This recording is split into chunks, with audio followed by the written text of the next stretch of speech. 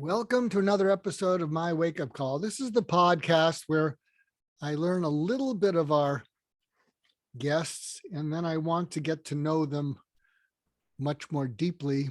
And I save the getting to know them for you, my listeners, and when my guests put these things up as videos for our viewers.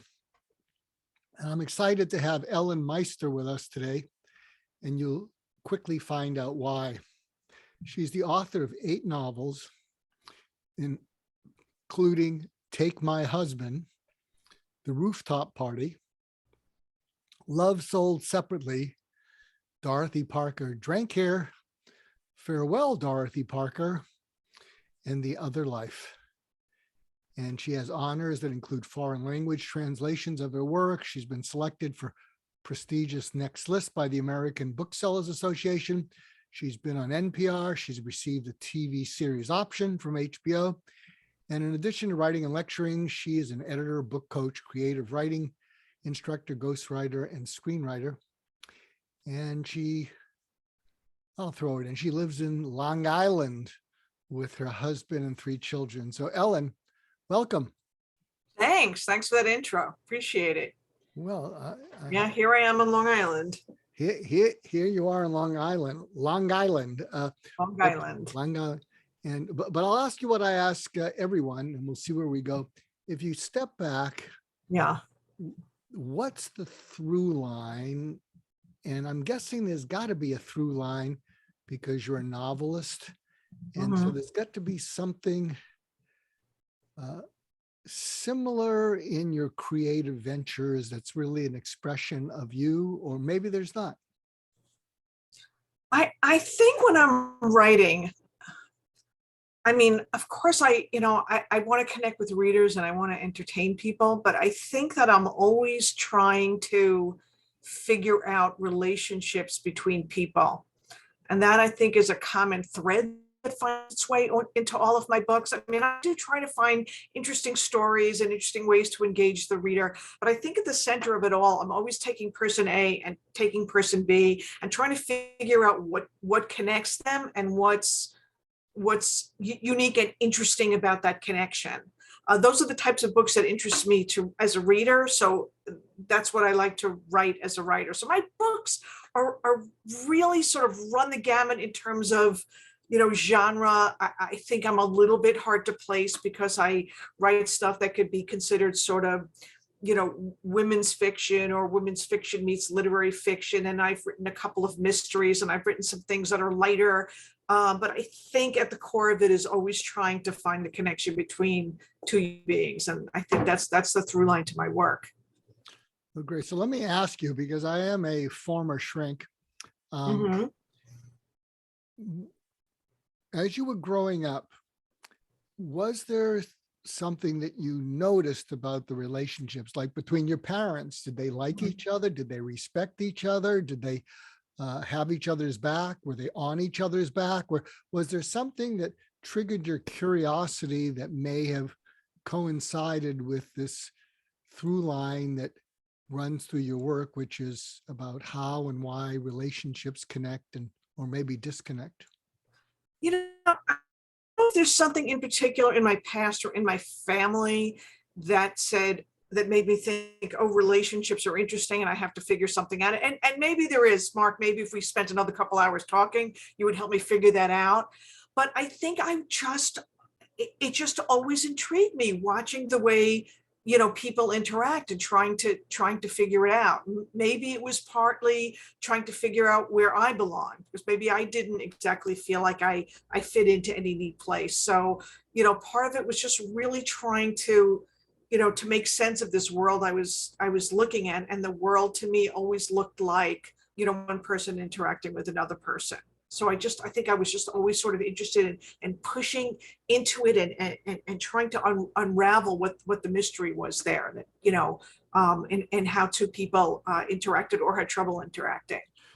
So can you unpack a little bit the figuring out where you belong? It's something my readers and I particularly resonate with, because I apparently don't come off too frequently as an a-hole, So I'll get invited to a lot of places, but I don't feel internally like I belong anywhere. Yeah. So I see people and I say they belong here, and and it's nice to be included, occasionally welcome, but but that's been a lifelong search for myself. So can you talk anything about that with yourself? Yeah, I think growing up, I always felt like a weirdo, in elementary school and, in the school setting, I always felt a little different. I couldn't quite figure out, how to fit in. Um, and, at home, I had a good relationship with my parents, but a really difficult relationship with my brother. So I felt like there was strife in one place and strife in another. So I think there was a lot of that, trying to find a lane for myself. I do think that by nature, I'm a cheerful person, right? And I think that I wanted to find a way to be cheerful in my life. But I think that there were a lot of external forces that were at odds with that. And there were still, of course, I mean, for everybody, a lot of external forces that are at odds with that.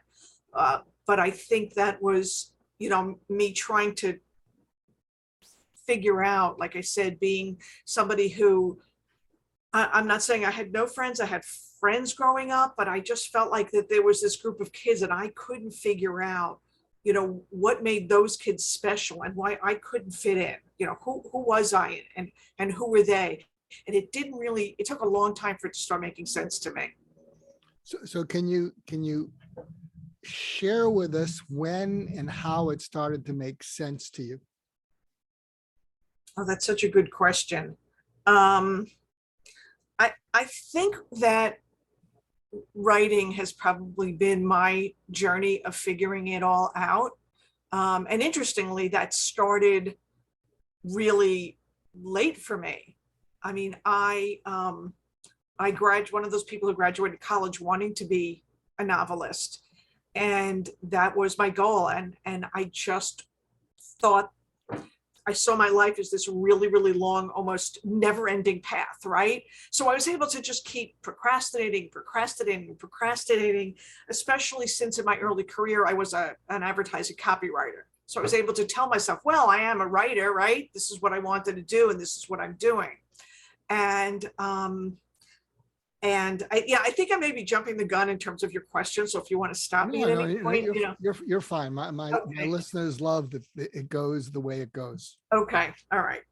So so I think that I always thought I had all this time to write, but first I had to take care of my career, right? I was working as an advertising copywriter, and that was a very busy career, and I got married and I had 3 children, and that was a very, very full life. My oldest has I don't like to think of it as a disability, but he's considered a disability. He's autistic, and he's wonderful. But it was a very busy life with 3 small kids to raise. And I kept thinking I had all this time. And then I think what happened probably when I was about 40 was that a friend of mine got very sick with cancer. And I know that's probably seems to be kind of old to first be realizing that you're mortal, but I think that it didn't hit me in a very real way until that time. And I said to myself, this life, this ride doesn't go on forever. And I don't want to, wake up one day at 80 or 90 or 100 years old, or however long I'm blessed to live, and say, damn, I should have done it. And I think at that point, the fear of not trying outweighed the fear of trying, right? Because I was afraid to try it, but I was also afraid to not try it. And so it was at that point, with 3 small children and a very busy life, that I decided, I had enough of putting this off, and I have to give it a shot. And I just, in that instant, when I decided to do it, I really felt like there was this major shift in my life. Just the decision. I'm talking about before I opened up a document and wrote chapter 1. I felt like there was a major shift in my life. And then I started to, push it and probe things. So can you,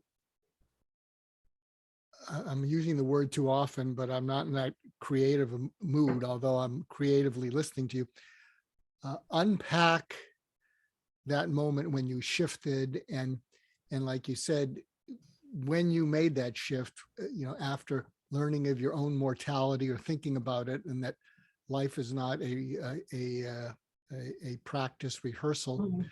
So can you share what that was like? Because a lot of our listeners want to make a transition. They're putting it off. They're making Yeah, excuses. They say, I'll do it when. And then right. sometimes the when happens too late. And Yeah. so can you give us, can you dig into a little bit? Well, when I turned the corner and I started, Yeah. Yeah. what Yeah. was that like? Did words just flow from you? Oh my God, I don't need a muse. I have all this in me. Or what was the shift like for you? It was hard. But first of all, I will say, like I was just saying, that the moment that the shift happened, if I tell you, Mark, I did not have an idea of what I was going to write about, right? And like I said, I hadn't even opened a document. I just made this internal commitment. And I knew that I was going to go through with it no matter what. I mean, it was fierce. I made this internal commitment. In fact, I had to sort of, from a pragmatic point of view, carve out, when would I be able to do this with 3 children, right? When would I have time in the day? I know my own schedule. I know that at night, when the children go to sleep, I can't form a coherent sentence after 8 p.m. I just know my biorhythms. That wasn't happening. And my sister, who at the time was a bit of a gym rat, told me when she went to the gym at 6 o'clock in the morning, there were already all these, really serious weightlifters there who had been there for an hour already, and because they needed to go to work, right? So when could they work out? They worked out at 5 a.m. So I said, if something's important to you, you're going to find the time to do it. So I decided, okay, I can do that. I can get up at 5 a.m. and write for 2 hours before I need to wake the children. Still not an idea. But like I said, I was filled with this determination at this point. And I brought that determination with me to the first PTA meeting of the year, whatever year that was. And I remember I'm in the elementary school cafeteria with all the other PTA moms. And yes, it was almost exclusively moms.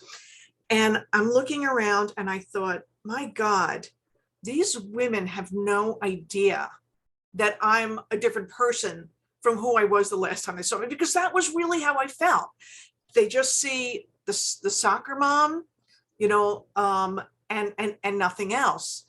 And they have no idea that I have this like huge hope and dream and aspiration and thing that's changed me. And almost as soon as I had that thought, I said, oh my God, I bet everybody in this room feels something almost exactly like that. That there is so much more to them than this facade that they're showing to the world. And the moment I had that thought, I knew that this was the population that I had to write about. And that was the spark, not an idea for a book, but an idea that I wanted to write about this population. And I will tell you, this was before there were any TV shows about PTA or housewives or picket fences or Desperate Housewives or anything like that. Nobody was looking at this population. The PTA mom was considered just this sort of Donna Reed persona with nothing beyond it. And I said, these women have depth to them, and I want to get into that. I want to find that. And from there, I started to come up with an idea for a book. I found something that could affect, I wanted to take 3 women friends, and I wanted to find an idea of something that could affect them as individuals and the community as a whole. And so that was the beginning of finding the idea for my book, my first book. So when you had that wake up call about, just as there's more to me than a soccer mom, there's more to all these people. They're not showing it, and everyone is really interacting on a very superficial level, but there's much more to them than meets the eye. And I want to focus on that. Was there a time in which people got a sense of your deeper interest in what goes on inside them, as opposed to just soccer mom talk? And did the nature of your relationships or friendships shift as you became more curious about what's going on inside people, without becoming everyone's shrink. Yeah. Did you notice any shifts at all? Some people were very interested in what I was doing.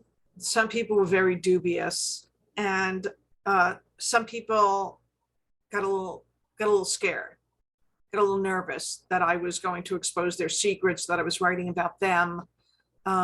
So it was sort of a mixed bag of reactions. So there were definitely some people who were a little bit threatened by it. And I did let people know I'm writing about a fictional PTA that's sort of based loosely on our community. I mean, I made up all the characters, but people were nervous that I was exposing them in some way. And it was, to some people, it was particularly frightening. So now, was that book The Other Life? That was my first book. The working title was George Clooney is Coming to Applewood, which I couldn't get George Clooney's approval to use his name. So my publisher asked me to, said that they would need to change it. And it eventually became Secret Confessions of the Applewood PTA. So that was my very first book. And that came out in 2006. So can you share about that coming out and what the reaction, the response was? Was it embraced? Did it alienate you, or was it a combination of all? Yeah, it was probably a combination. I mean, within my town, I could tell that some people were a little bit put off. Some were really, really intrigued. It was very interesting to me that because it did I made up a fictional town on Long Island that I called Applewood. So people from all different towns say, I know it was my town. You can tell me the truth. It's really based on my town. So people really did see it, very, very universally. I think the school district wasn't too thrilled with me because I created a fictional superintendent of schools that was having an affair with one of the mothers. It was a little bit salacious, right? And it wasn't based on reality, but I think the school district was a little bit nervous. I wanted to sort of like create distance between them and me to say that's not us.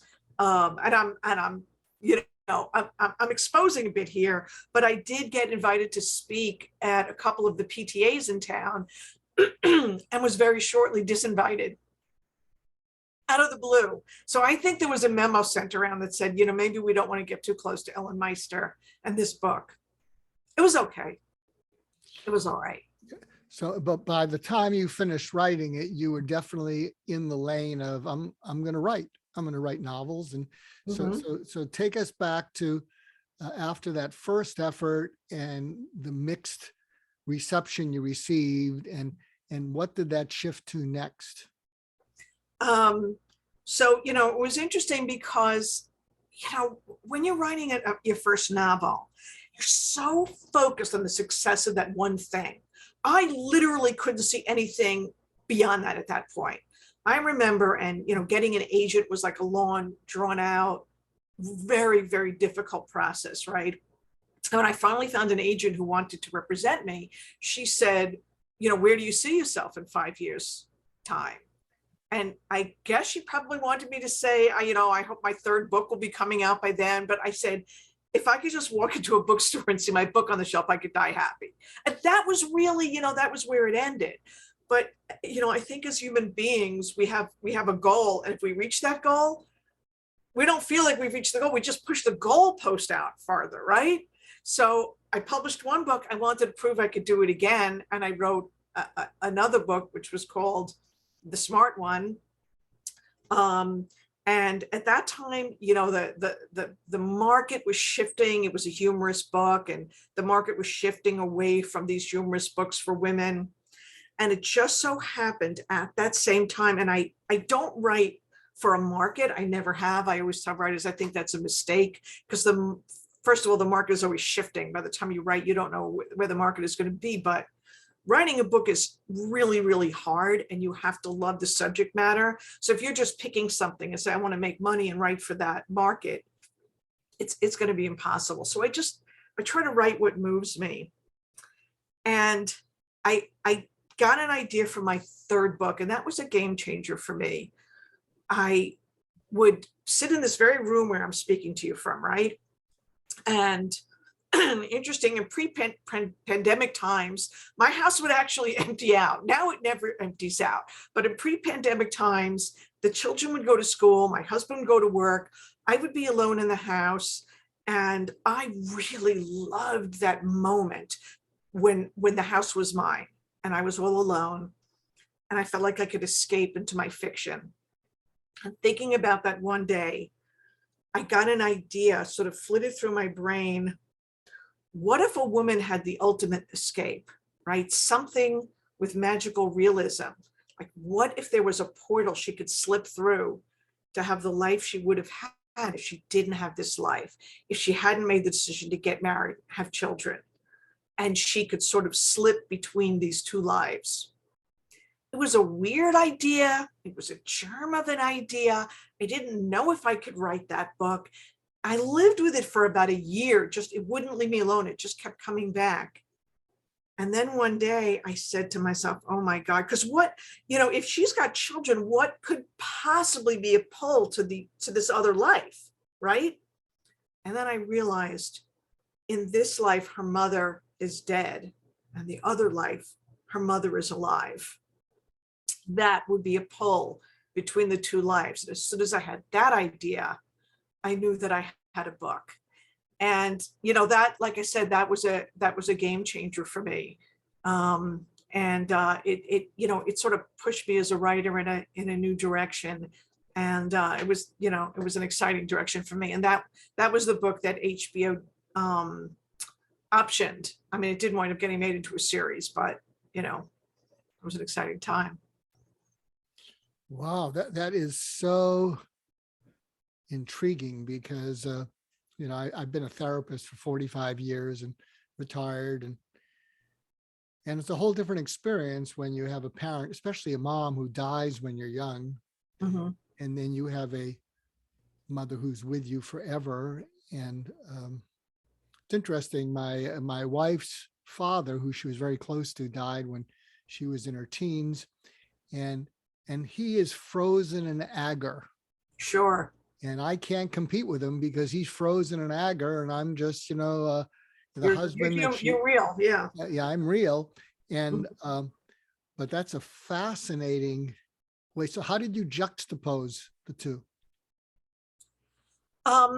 So I created a scenario, and again, it's magical realism. So you really have to go with a lot. And it was the kind of book where, when I did get the idea, I wrote 3 chapters just as an experiment to see if I could pull it off, because I didn't want it to have a real science fiction-y kind of feel to it. I wanted to feel grounded in reality, but with this strange magical realism element to it. And I decided that her mother was depressed and was attempting suicide at the moment that she was pregnant with my protagonist, right? And was sort of straddling these two worlds of life and death at the moment of giving birth. So I made that as the reason that my protagonist could possibly have these two lives and have this sort of multiverse reality in her world, where every time she makes a major decision, the other life in which she made the opposite decision exists and runs in a parallel line. And then I created a world where she's always known since she's a child that she has these portals and has always been afraid to cross them. And then when the book begins, she is pregnant with her second child and discovers that there might be a genetic abnormality and a problem with the child. And that causes so much stress in her life. She doesn't know what to do, that for the first time she is tempted to cross the portal and see what her other life is like.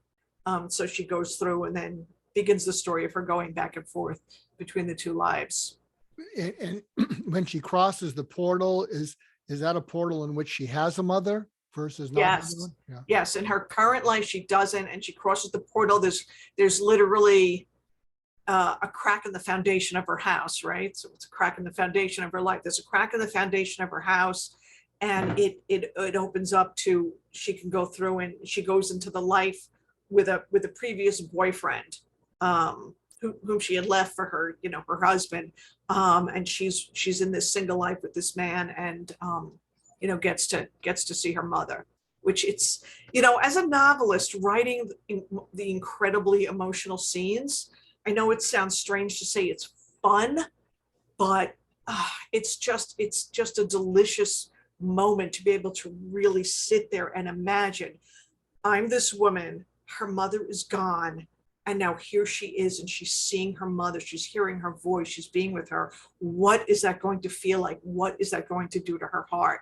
And to push and push and push and try to find the authenticity in that moment. Those are the things I live for as a writer. Oh, that's wonderful. So, but share your journey, because then following that in the bio, I see that you had Farewell, Dorothy Parker. And Yeah. was there a connection in themes, or was this a totally different novel? It's not like you were writing a series. These were separate books, but you were on a journey. So you Yeah. went from that to the next one. So talk to us about that. The only connection between The Other Life and the two books I wrote in which Dorothy Parker is a character is that there's another magical realism element in it. So the genesis of those stories is that I just happened to have been noticing one day that there were a lot of novels that were written in homage to another favorite writer of mine, Jane Austen, right? So there was a period of time in which there were a lot of novels that were almost like fan fiction that sort of took Jane Austen novels and reimagined them, or imagined Jane Austen herself as a character. And I mean, I thought it was wonderful, and I was very interested in all that. But I just was saying, it's so curious that she's the only favorite author that gets that treatment. Why isn't anybody writing about other writers like that? Like, for instance, Dorothy Parker.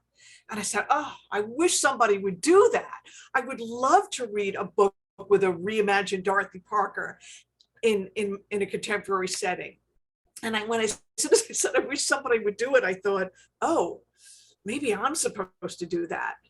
And it was a very scary thought, because it was really ambitious to think that I could write in Dorothy Parker's voice. But here I was, I imagined her, sitting in a chair over my shoulder, being my mentor, maybe a little bit of my mentor. And I really pictured the ghost of Dorothy Parker coming back to life for a modern woman, and being part of her life. So I was able to sort of see the world, through the modern world, through her eyes, but also imagine what type of character would need Dorothy Parker's sharp wit and sharp personality in order to have her arc as a human being. So I had to figure out a main character who needed Dorothy Parker as her mentor in order for her to have an arc and come full circle. So that was the genesis of the first book, which was Farewell, Dorothy Parker. And I wrote the book not as part of a series, and the ending was quite definitive. And then my publisher came to me after it was out and said, would you be interested in writing a sequel? And I said, in one sense, I don't feel like I'm done with Dorothy Parker. I did still feel like she was with me. There was more to say. On the other hand, I said, I didn't leave an opening for a sequel in that book. And then I realized I can write a prequel, though. And that's what I wound up doing. And that was Dorothy Parker Drank Here. So I wound up with 2 Dorothy Parker themed books. Mm-hmm. And what was the mind shift from writing a book, not having an idea for a second book, and then shifting to a prequel? Because we see this in the movies where you'll see a series and the series runs its course, and then they say, oh, let's do a prequel, before it all started. Yeah. So what was that like for you to shift? Well, I knew I couldn't, like I said, for me, maybe other writers can. I can't write a book unless I am really committed to it and really in love with the story. So I said, I'm not going to do it unless I can find a story that's going to work and be interesting and have something different to say. And so I started probing around. I will tell you, for the most part, I'm not a writer that gets visited from a muse and gets ideas sort of rained down on me. I have to work at them. I take a little germ and I make notes, and I push and I press and I think, and I go on long walks and I make more notes until finally, an idea starts to emerge. And so, when I did come up with an idea of something that could take the same basic concept of how she comes back into a contemporary world and find different characters to push into. I knew that I had, what was going to be another book I could feel really proud of. That's great. So after you finished Dorothy Parker Drank Here, was there a part of you that says, I think I'm done with drinking Dorothy Parker. It's time to move on to something else with Love Sold Separately? What was your journey like then? Yeah, well, my journey then, see, at that point, I would say that I made a mistake, because my publisher asked me, would you be interested in writing historical fiction about Dorothy Parker? In other words, rather than taking her and putting her in a contemporary setting, like really, push into whatever era in the 1920s or the 1930s and write, reimagine her. And I think that I'm really not a historical fiction writer, because I did a ton of research and I tried and it couldn't get any traction. And I had a lot of false starts with that book. I tried it from so many different angles before I said, this isn't the right book for me to be writing. And so I said, I think I'm going to have to move on. And while that was going on, I had an idea that really started with a character. And again, it was so different from anything I'd written before. When I go to sleep at night, it really helps me to have some background noise so that I, can't sort of like press into any anxieties. I have something, buzzing in my ear. And I would tend to turn on one of those shopping shows like HSN or QVC and just leave it on, and I would fall right asleep as soon as I turned it on. But I think those ladies on those shows got into my head, even subconsciously, so I would fall asleep watching it. And I thought, I just had this fleeting thought.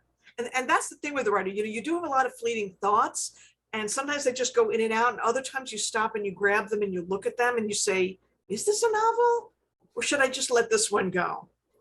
And I got this idea about this woman who was completely opposite from those very pristine sort of women who were on those shopping channels, those hostesses, right?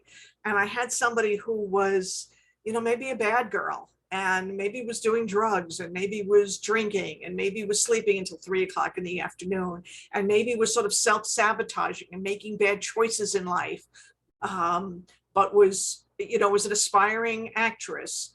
And what if she almost accidentally landed this gig, right? Not an idea for a book, just sort of an idea for a sort of fish out of water character. And I was like, all right, let's just put that on the back burner. I don't know if that's a book. And then one day, and I was just saying, I'm going to contradict myself. I was just saying that the muse doesn't rain down on me, but something got into my head and said, there's a murder at the shopping channel. That's the book. And I thought, I wanted to say to the muse, no, you're in the wrong house. I don't write murder mysteries. I don't know how to write a murder mystery. Go visit somebody else. This is not my book. But it wouldn't leave me alone. So I said, let me see if I can figure this out. I mean, I've read murder mysteries. I just didn't know how to write one. So I started studying how to write a murder mystery and sort of rereading murder mysteries and trying to deconstruct what made them good or what made them bad. And I said, I think I'm going to try it. And I wrote that first book. It was the original title was Kitty Kitty Bang Bang, because the character got killed. Her name was Kitty Todd. She was a shopping channel host. And it wound up being marketed as sort of a cross between like rom-com and a murder mystery with the title Love Sold Separately. So that's how that book came to be. And then I was so in love with that main character, another book followed it called The Rooftop Party with the same character. So. But was the main character killed off in Love Sold Separately? No. The main character was an amateur sleuth. So she was that shopping channel host who I got the idea for.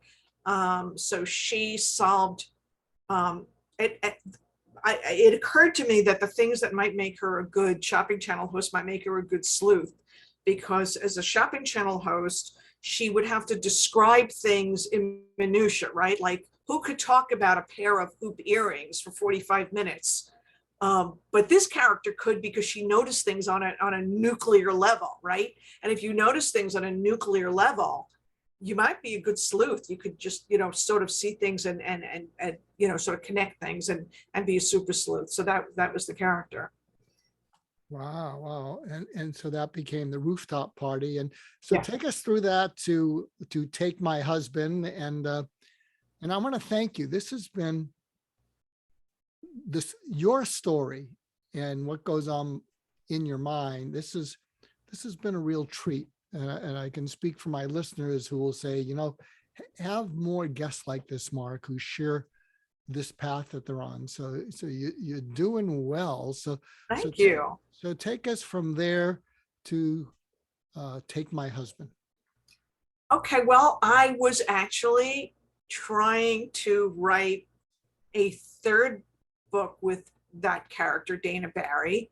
And I was pounding away at my office. Now you have to fast forward, Mark, and we're in the pandemic.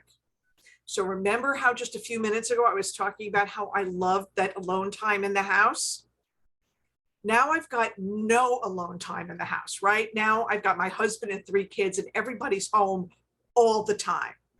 And I will say I'm somebody who needs sort of physical space and mental space, right? I just need it.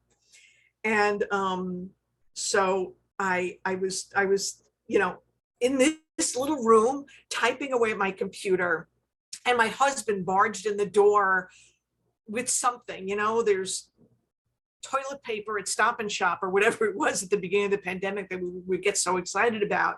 And it totally broke my concentration to the point where I thought, I'm going to write a book about a woman who wants to throttle her husband.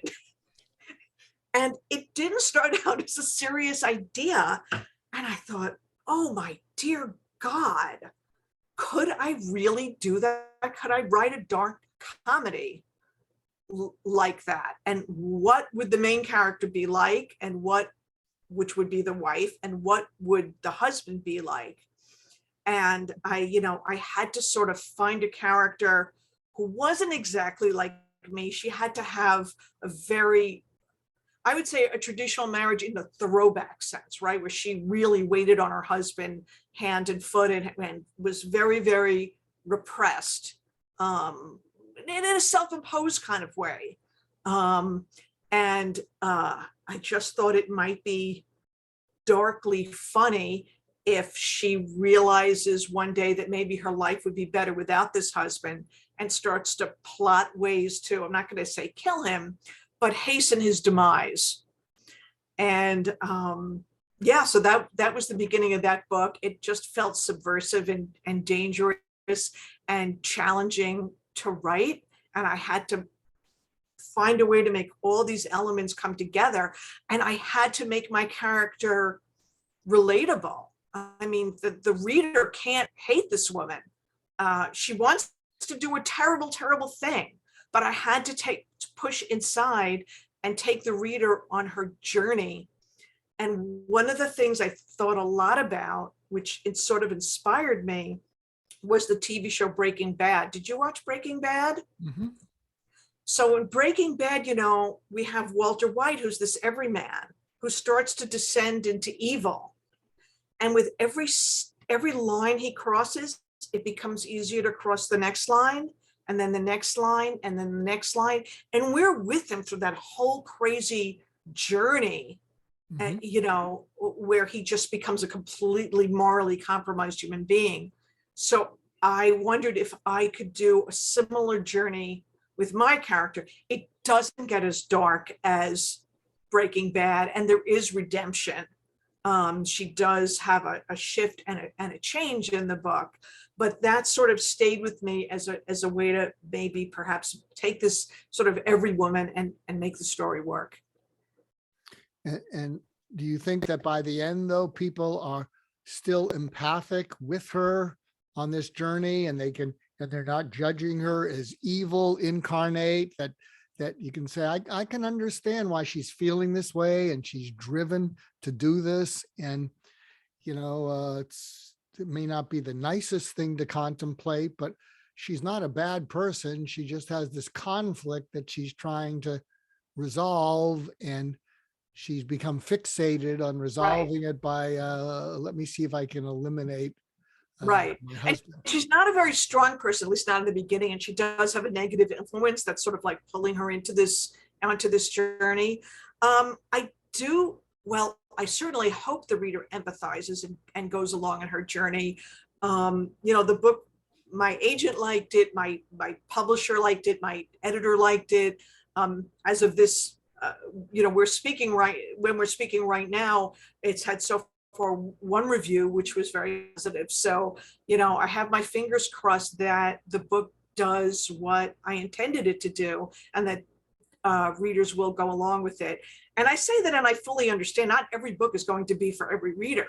There are going to be readers who say, I'm not interested in this journey, but I'm hoping most will be interested and will go along with her and see just, where I take her.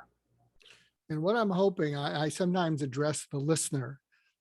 If you've been listening in, or if some of this gets released as a video,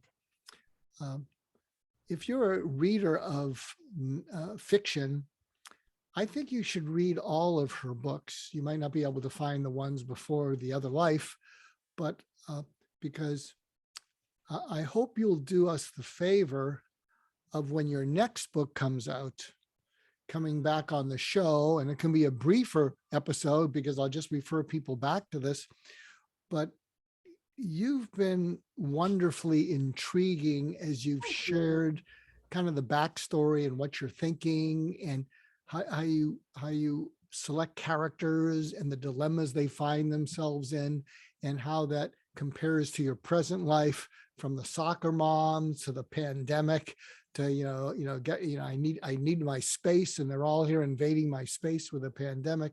So I hope when your next book comes out, we don't often have people back on the podcast, but I'm going to extend that invitation to you. So 2 years hence, you'll come back on. So where can people find out more about you?